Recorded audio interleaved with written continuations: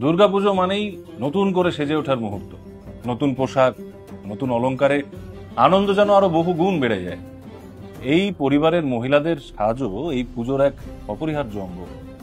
পুজোর দিনগুলোতে শুধু মহিলারাই নয়, এবারের পুরুষেরাও সেজে ওঠে গয়নার আভিজাত্যে। সারা বছর যত্ন করে রেখে দেওয়া সোনা হীরের গয়না পুজোর এ কটা দিনের জন্য ফিরে আসে এক নতুন জৌলসে। প্রাচুর্যের এই গয়নাগুলো কেবল সৌন্দর্যের নয়, হয়ে ওঠে আভিজাত্য এবং ঐতিহ্যের প্রতীক। আর এভাবেই দুর্গাপুজোর এই সাজ এখানে রূপ নেয় আবেগ আর পরম্পরার এক অনন্য প্রকাশ। পুজোর কটা দিন মেয়েদের মানেই তো সাজগোজ।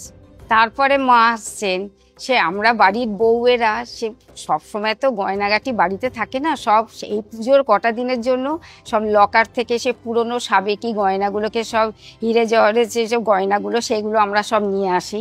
এক এক দিন এক এক রকম।